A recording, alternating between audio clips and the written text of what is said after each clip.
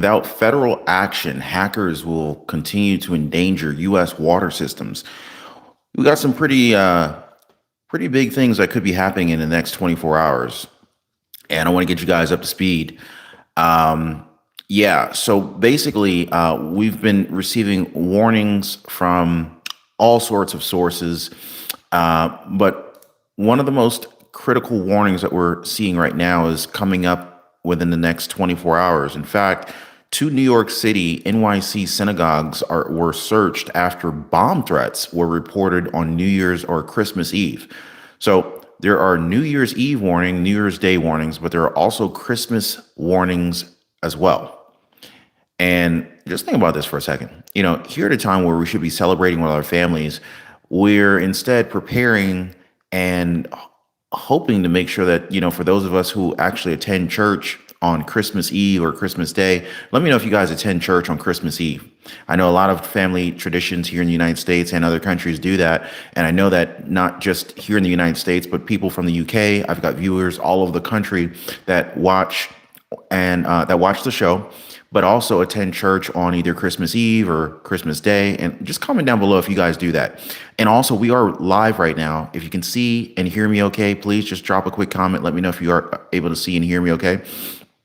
We got Edwin. We've got Edwin in the house, Julie Tree Sanders, British Gray, Evelyn, Joe Caniglio. What is going on, everyone? Merry Christmas to you and to your family. I really appreciate it. Wow, look at the response here. We got well over 315 people in the chat, in the live here already.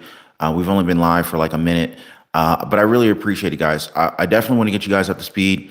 And I know that this probably isn't the kind of news that anybody wants to hear about, especially on Christmas Eve, but I just want to make sure everyone's good. And, with any luck, we'll be able to rejoin again tomorrow and the days ahead. Yesterday, if you guys had tuned in, I shared with you guys some breaking information. The country's on high alert. And unfortunately, the United States has got a big, huge target on its back. And you could probably come up with about 5 or 10 different reasons for why you think that the United States has a target on its back. But the situation is what it is, right? Yesterday, we talked about how the inspiration of the London cyber attacks, kind of had sparked a lot of copycats. A radical Islamic leader believed to have inspired the London attacks have called for attacks here in the United States by Muslims already residing in the country. And all this does is pretty much exacerbate the known issue with our border insecurity. And clearly, we could have better border policies. And if you guys disagree and you think that our border policies are just fine, let me know in the comments. But I do think that a lot of people feel like our borders should make Americans feel more safe here at home. And of course, we can't forget about the FBI warnings that we continue to receive from the head of the FBI, mind you. The FBI indicated that the Israel-Hamas conflict has increased the potential for attacks here in the United States, noting the presence of sleeper cells in various cities. And if you guys want the full list of the cities where these sleeper cells are most prevalent, please drop me a comment down below and I'll be sure to provide that information for you guys. Also, if you do own a home, make sure your home is protected. Get your free home warranty quote. There's a link in the description down below this video. It takes about 10 seconds. And guys, if you haven't already subscribed to the channel, go ahead and do so. If you appreciate the updates, the time that it takes to put the research into this to be able to provide this information to you guys, please consider subscribing to the channel. So what we're looking at here is we're looking at two New York City synagogues who were recently searched. And this information literally just came out just hours ago. New York City synagogues were searched after bomb threats are reported on Christmas Eve, guys. This is Christmas Eve. This should not be the type of conversation we're even having today. This should be about celebration, getting together with family, having a good time, laughter, watching the kids open up their gifts, hopefully some good food. And let me know if you guys cook for Christmas Eve and for Christmas Day.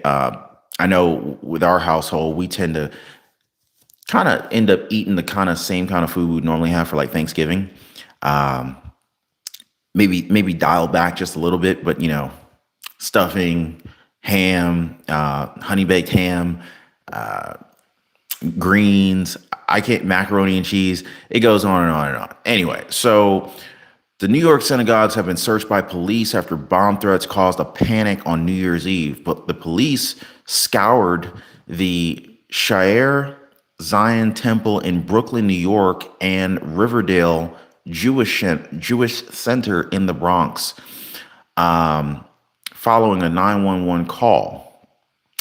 The department was unable to share the details about the threats and the synagogues received, but yeah, so apparently this is an ongoing investigation. But here's the thing, guys. It's a little bit alarming, especially if you go to church on Christmas Day, Christmas Eve, whether you attend a synagogue or a mosque or a church or a temple or whatever your faith identifies the building of worship or location of worship, we all have to be careful. We have to be careful. And that's why I like to share this information with you guys, because, information continuously comes out and it could literally be affecting you directly. And here's the thing. This is just what they're reporting to us. Imagine how much is out here that doesn't get reported. And if you guys know anything about the media, I'll say this personally. I've experienced things live, being on site of very, very critical situations, where bodies are on the ground. I'll just say that. I'm not going to go into the details on that one. And I saw firsthand what happened. I later watched the news covering the story that I witnessed myself. And I literally got so angry. I was furious at the fact that they completely twisted the facts of what actually happened. And then they reported it to the they reported it to the people, whoever was watching the news, and whoever wasn't there, they took that information for face value. And that was the first evident moment that I had ever experienced where I realized, wow, these people really do lie. They really do lie. And I ended up contacting the newspaper and a couple of news stations that reported on it, and I tried to share my take on what really happened, and they just blew me off. So it was very evident that they weren't interested in telling what really happened. They had their own version of what happened, and that was the story they were going to tell. Anyway, so I digress. So the department said that cops would continue canvassing and patrolling the areas that were hit by the latest swatting incidents, which is when people call these emergency services about false threats. Hundreds of synagogues across America have been targeted with menacing messages about fake bombs since Hamas slaughtered, since the whole incident took place in October 7th. I'm not going to go into that one. Now, here's the thing.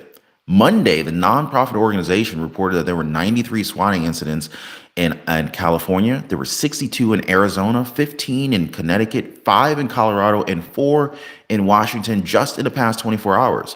Pennsylvania and Mississippi also received false threats this past week, while Alabama had 6 reported on Saturday alone. Yeah. So, the scary part is we could theoretically be set up for false flag situations. And it's not like we haven't seen this happen in the past. I saw a movie just recently. I don't know how many of you guys watch movies. It was a Netflix movie. And oh my God, it was a movie. You guys help me out with this one. It was a movie that took place in New York City. Well, technically, they were just outside of New York City. It was a family that rented a house. It was like an Airbnb or a VRBO house, beautiful house. And it had a pool in the backyard. And there were woods that surrounded the perimeter of this house. It was a family, a mom, a dad, the daughter, I want to say a son. Anyway, they ended up getting a knock at the door. The doorbell rang. It was middle of the night, and there was a couple that answered the door. Please, if you guys remember the name of this movie, please chime in. Let me know if you know the name of this movie. I'm trying to remember the name of it. But it was like, so these people, they rang the doorbell, and it was a black man and a black woman. So, husband and wife, and they rang the doorbell, and they were trying to and again, it was like 10:30 at night when they rang the doorbell. So first of all, imagine you're in this house that you're renting. This house is very secluded. The nearest neighbor is like a mile, maybe a mile and a half away, right? So ain't nobody nearby. It's not like you're in a subdivision and you got a neighbor right across the street or right next to you. No, it wasn't like that, right? So anyway, husband and wife rang the doorbell 10:30 at night, and they were trying to get into the house. And basically, it was a very high suspense movie. And me and my wife were watching the movie, and we're like, okay, why are they? Who are these people, right? And they were a little suspect when they rang the doorbell. I mean, picture yourself. Would you answer? First of all, would you even answer the door at 10:30 at night? That for someone you're not expecting anybody, right? Anyway, so they rang the doorbell. The dude opens the door. I forget if it was the man or the woman that opened the door. One of them opened the door, and the husband and the wife were trying to explain that they were the owners of the house. And I'm like, I don't know if I believe them. So they were trying to get into the house. They weren't aggressive at all. They were very well spoken. The man was wearing like a black and white suit. Not even, I don't think it was a tuxedo, but the woman, she was, dressed similarly. And they were basically like, hey, we live in the city of New York, but they were out in this countryside of New York for some event. Anyway, long and short of it, they end up letting them in the house. They're like, well, it is your house. You can come on in. We can talk for a second, right? Lo and behold, they ended up saying we wanted to stay there, meaning the people who rang the doorbell ended up wanting to stay in the house with these people who rented the house from them. So first of all, picture this. You're renting an Airbnb in the middle of New York State somewhere in the middle. It was very foresty in the perimeter. You couldn't see any other houses from there. So you get a random phone call or you get a random doorbell ring, 10:30 at night. Two people who you've never seen before who look very, they don't look dangerous at all. But it's like there's two random people who rang your doorbell claiming to own the house. Would you let them in? And then the what really got me was how welcoming the husband was. So the husband who was renting the house, he was just so welcoming, letting these people in. Now, me personally, I'm not like him at all. I'd be highly apprehensive, and I wouldn't be willing to open the door. It's funny, when they went to open the door, the husband was looking for like a baseball bat to be able to, so he could have a weapon just in case whoever was on the other side of the door was like an attacker or whatever, right? Anyway, so the husband, like, he's like all welcoming in, letting these people in. It's 10:30 at night. So then the wife, she was way more apprehensive. So she's like, well, prove to me why you have this. Prove to me who you are and that you actually own this house. So she was like asking different questions. And then she was like, well, saying to her husband, she was like, there's no pictures of them anywhere in this house. And then his response, of course, was like, well, if they rent the house out, they probably take their pictures down, yada, yada, yada. Anyway, but this movie was like I feel like it was like I think it was like, I feel like it's like, what is it? The programming, not progressive programming, basically where they try to portray a situation that will likely happen in the future. And we've seen this time and time again with all sorts of movies. You got iRobot with Will Smith. They did that where the AI basically takes over, and it's like, humans against AI. We've seen this back in the day. If you guys remember this, I feel like Will Smith's done a lot of movies like this, right? And don't even get me started with Will Smith. But anyway, so I feel like he's done a lot of movies like this where he's been in these movies that portray future events. If you guys remember Enemy of the State, that took place in like the 2000s. And you had all these different devices that were like spying on you and stuff like that. And he was like a victim to it. And I think it was like Gene Hackman in that movie also. Anyway, long and short of it, like today we look at it and I'm like, wow, like, and you got to think about it. If they're able to share that kind of information with us now, imagine how much they really have access to that they don't share with us. Because if it's in a movie, you can be for damn sure that that's some old technology that they're willing to allow this, that they were willing to allow Hollywood to leak. Jesus, what was the name of that other movie? So anyway, so it took place in New York, and anyway, so the guy, going back to the movie I was talking about. So the guy, and I don't want to ruin this for anybody who hasn't seen the movie, but it was very good. It was very. I will say that the end of the movie pissed me off, and I'm not gonna say anything about that. So no spoiler alert needed. But I thought it was interesting how he didn't have his wallet on him, and um, and there was these news alerts that were coming on, and I thought it was really interesting because it looked like some news alerts that we would see today, CNN, yada yada yada, and this was just outside of New York City. And again, I want to talk about this, but I don't want to ruin it for anybody. But all I know is like there were a lot of eerie moments in the movie, especially like for example, when if you guys have seen it, the daughter, she was like looking in the backyard. I'm not gonna say what's there. I'm not gonna say what's there. But the daughter, she was looking in the backyard and she was seeing these things coming out from the forest. You know, she was out by the pool and she was seeing. She was very curious, and it wasn't just one of these things coming out from the forest. It was like several of them. They continued to come out, and it was just really eerie. And it's like, okay, well, what are these animals trying to tell them? And it was wild. It was wild how many of them that there were.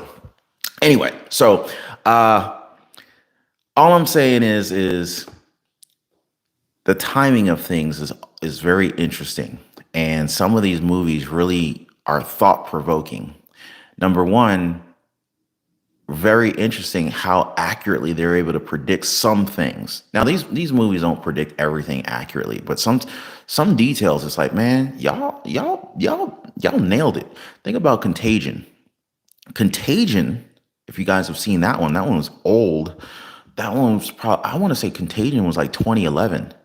And Contagion was like a preview to COVID-19, like um, you know, down to the shutdown of the country. Um, there were so many predictions in that particular movie. Anyway, I think today, if you're not paying attention to what's going on, you're living under a rock, and you need to prepare, and not just prepare with, you know, dry food, canned goods, and foods, and water filters and water filtration systems, but you need to prepare because you just never know. You never know, right? And, you know, anyone who's lived in the last 4 years, it was a massive wake up call to anyone and everyone. By the way, if you guys are enjoying the content, if you enjoy the updates and whatnot, do me a favor, hit the like button. Really appreciate it. We have almost 700 people here in the live. If we can get you guys to just show a little love on that like button, just hug the like button. Don't smash the like button. Be kind to the like button. The like button is our friend. Also, if you haven't already, do subscribe to the channel. Become a part of our amazing family here. It's not about fear. It's not about spreading fear. That is not the goal. It's about spreading information. So who we got in the live right now? Who we got in the live? We got Karen Perkins. We got Catalia. What's going on? Catalia never misses a live. We got Salty Mofo. That is a funny name. Salty Mofo. We got Jason Jeffers. We got Possum Lady, Ruben C. We got All Worn Out, Semper Fi. Oh, nice. We got Mindia Business. What's going on from Toronto? Awesome. We got Skunk Works for You from Florida. Appreciate you guys. Oh, Cincinnati, Ohio in the house. We got Springfield, Illinois. Man, y'all are all over the place. I appreciate the love. I'm glad you guys were able to hang out with me on Christmas Eve.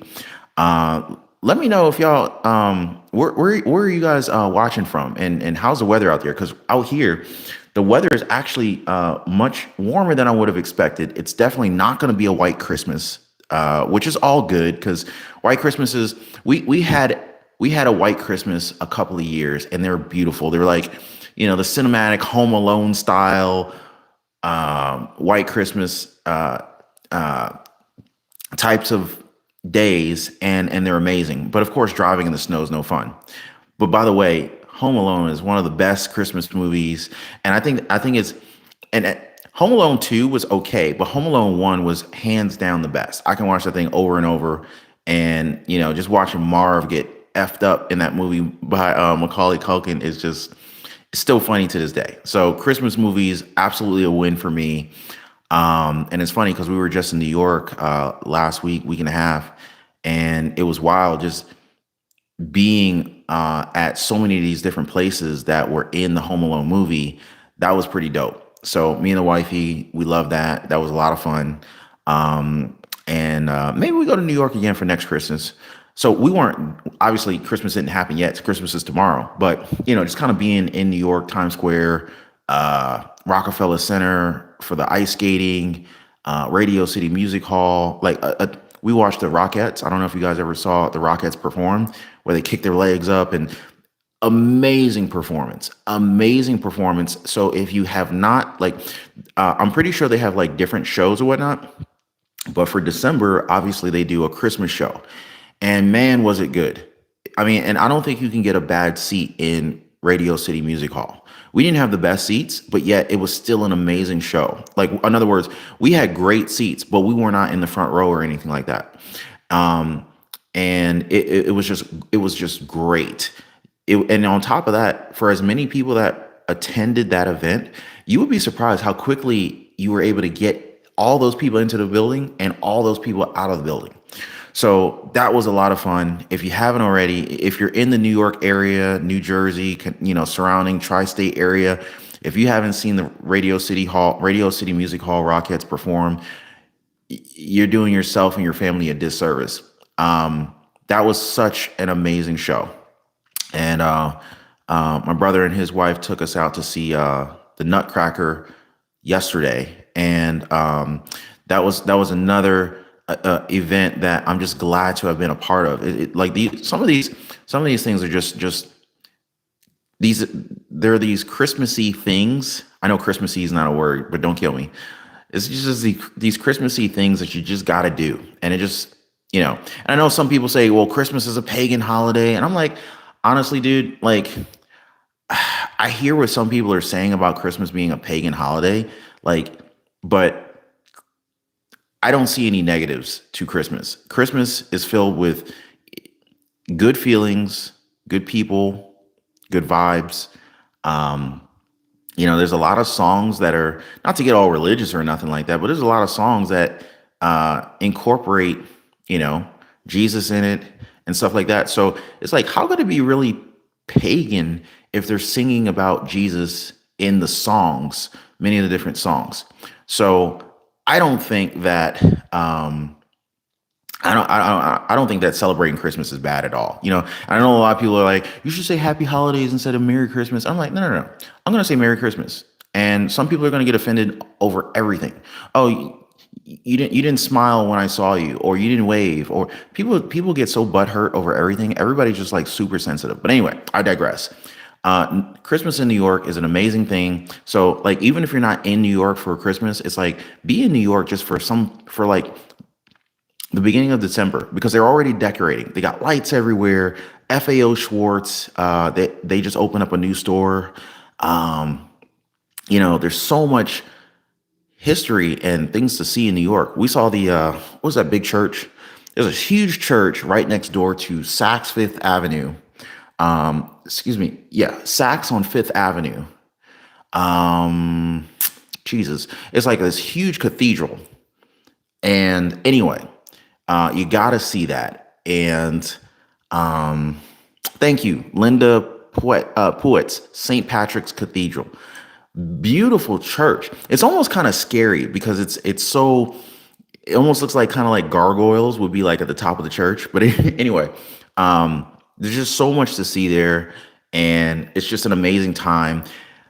If you haven't experienced this before, you got to do it. So, anyway, they're talking about how hackers will continue to endanger U.S. water systems. Now, this is what I'm talking about. Prepare. Like, first of all, I'm pretty sure a lot of you guys are drinking bottled water. I don't think anybody drinks water straight from the tap. I don't. And I know, like, don't drink water from the tap if you're in like Cancun, Mexico, or certain parts of the world. Like, not specifically Cancun, but since we went to Cancun, they were like, "Oh, don't drink the water." We went to Dominican Republic, don't drink the water there. Jamaica, don't drink the water there from the tap, right? So I think people know certain places not to drink the tap from, but I'm not drinking the tap here in America. And and of course there's some debate on, is the bottled water any better? Well, I think bottled water in general is going to be better than tap. But what I will say is get yourself a home filtration system. Now, ideally, I met this guy. He was building this house. This was an amazing house he's building. And what he ended up doing was he has this underground water filtration system, and it literally filtrates all the water in his whole house. So literally, you can drink the tap water, you can drink water from the tap, and it's like you're drinking filtered water because it's filtered from the source. You could literally, you're taking a shower in the house in filtered water. Like, it's amazing. And the other interesting thing I noticed about it is that because he's filtering the water, and I don't remember the details on his fairly elaborate filtration system that he has, but that, like, if you ever look at the sink faucet, it'll sometimes have like a crusty film that forms. Like, it gets real crusty. It's like, I don't know, it calcifies. There's like minerals and whatnot on it. And it's like, why does it get so crusty over time, right? Well, his never does that. So it makes you wonder, like, number one, the filtration system's working. But number two, makes you wonder, why would it calcify and all, like, how much harmful chemicals are you taking in from the tap? A lot of people cook using the tap. I'm just saying, when we cook, it's filtered water. Unless I'm boiling eggs, I'll just use tap water. But aside from that, it's filtered water, period, point blank. Making coffee, filtered water. Yeah, so preparing, I'm talking about like physical security. Do you have a firearm? I think if you live in a house, if you own a house, I'd have at least one firearm in there. Protect myself, protect my family. Know how to use it. Don't just have it and not know how to use it. Practice using it. Because chances are, if you ever need it, your heart rate's going to be incredibly high. It's going to be a very high pressure situation, and you need to be able to use whatever means of protection that you have on instinct. You don't want to be in a situation where you have to think about how to do it. It needs to be second nature, because when the adrenaline's pumping and you need to make quick decisions, I'm just saying. And, imagine it's the middle of the night. If it's the middle of the night, visibility may not be great. If it's the middle of the night and you happen to be waking up, you're not even alert. So I'm just thinking, so from a physical security standpoint, understand and have a plan. Monetarily, make sure that your financial systems are protected. Number one, there's been a number of different ransomware attacks, cyber attacks, and whatnot. I would absolutely make sure that I have, number one, I have multiple banks where I have money in them. I don't use one brokerage. I use multiple different brokerages for investment purposes. From a banking standpoint, multiple different banks, FDIC insured, different credit unions, all NCAW or NCUA insured. Passwords. Passwords need to be fairly elaborate. Don't be using the default password of 1111 like some of these other people who I forget what story it was. I'm gonna see if I can find it real quick.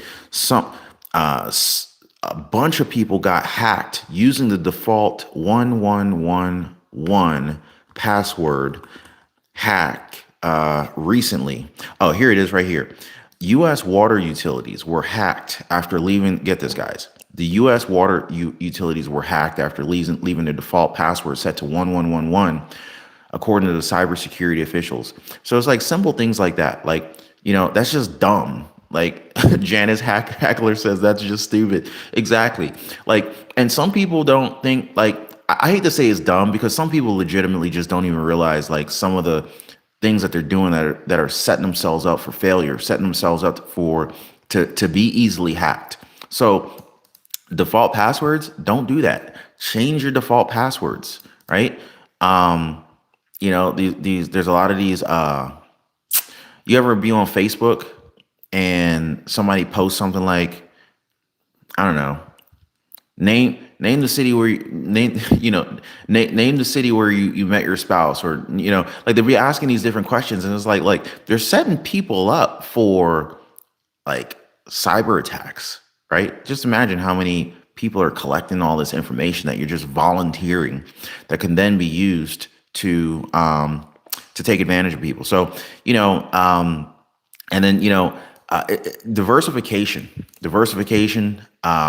having multiple banks, multiple different brokerage accounts. What else we got? Food and storage. Make sure you have lots of bottled water. Make sure you have filtration systems. Maybe you don't have a home water filtration system as elaborate as my friend. But at a minimum, you can go on Amazon, Walmart, Costco, Target. They all sell these water pitchers. You can get a Brita water pitcher. Now, I know there's a lot of debates on which one's the best one. I'll tell you what, if you don't have one, any of them are going to do, right? I actually made a list of items that you should have, like supply items that you should have available, like outbreak preparedness. I actually have an outbreak preparedness list in the description of this video if you guys want to check it out. And you can check out, some of the things that I have listed that I think that every household should have in order to be properly prepared for whatever may be coming down the pipeline. So I'm gonna go ahead and share that with you guys. I'll probably be on here maybe a couple more times today. I want to wish everybody a Merry Christmas. If you haven't already liked the video, please drop a quick like for the video and subscribe to the channel for more updates and conversations like this one. I hope you guys enjoyed it. Merry Christmas to everyone. And I'm going to see y'all on the next one. Take care, guys.